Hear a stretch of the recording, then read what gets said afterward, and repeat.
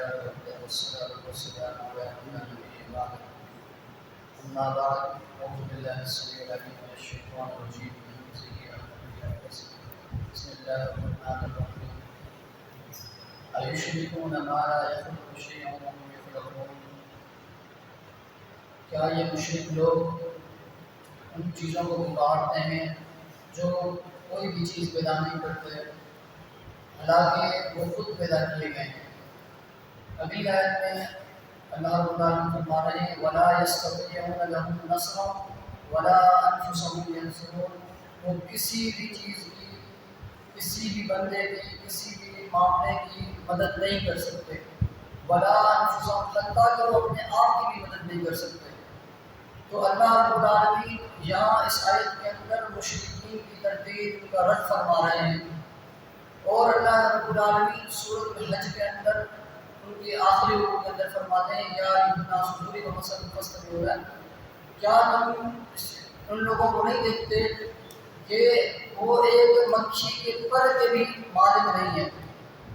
اگر وہ مکھی ان کے کھانے سے کوئی چیز اٹھا کے لے کے جائے تب بھی وہ چیز ان سے چھڑا نہیں سکتے.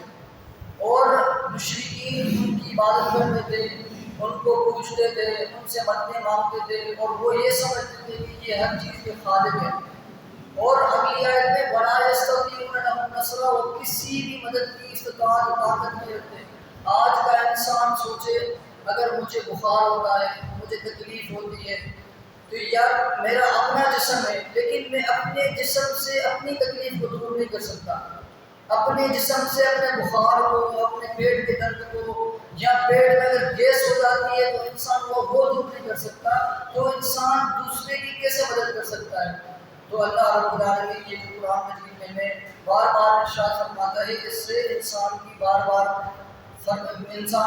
مسلط کرتا ہے اور انسان کو سمجھاتا ہے کہ یہ باز آ جائے اور یہ شرک کو چھوڑ دے اور اللہ سے مدد مانگے اور اللہ پر توکل رکھے، اللہ پر بھروسہ رکھے، اور وہ اس چیز کو سمجھے کہ اللہ ہی اس دنیا کا خالق ہے جو پیدا کرتا ہے، جو لوگوں کو مدد کرتا ہے.